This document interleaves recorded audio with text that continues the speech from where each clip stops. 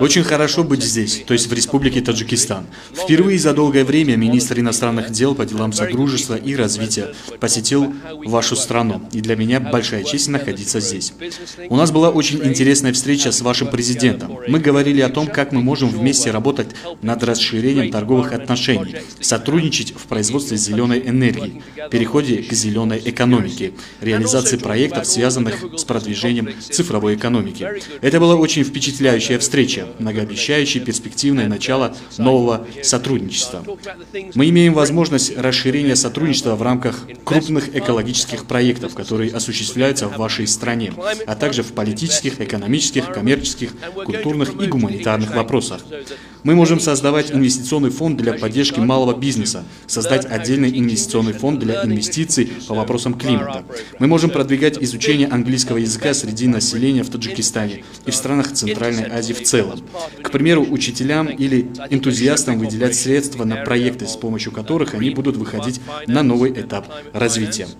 Еще раз подчеркиваю, что мы рады и гордимся своим присутствием в Таджикистане. Мы считаем, что сотрудничество с Таджикистаном должно осуществляться в сфере зеленой экономики, инвестиций и климата. Потому что в сложившейся ситуации изменения климата такие крупные проекты, как Нурекская ГЭС и другие, играют очевидную роль в выработке чистой зеленой энергии. При этом сокращается использование угля и выбросы парниковых газов. Великобритания хочет поддержать такие крупные гидроэнергетические проекты, производящие зеленую энергию.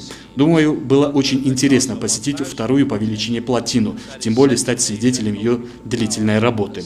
Мы хотим, чтобы подобных проектов было больше, особенно проекта Каса-1000, потому что этот проект помогает Центральной Азии передавать энергию в Южную Азию. Это важно, поскольку это не только увеличивает доходы от экспорта и рабочие места в Таджикистане, но и снижает зависимость от угольных электростанций в Южной Азии. Тем самым сокращаются вопросы парниковых газов. Негативное воздействие изменения климата как на ваш регион, так и на регион Южной Азии огромно, учитывая таяние ледников и другие проблемы, с которыми вы здесь сталкиваетесь. В то же время вы играете ключевую роль в решении этой проблемы, производя зеленую энергию как для себя, так и для других стран.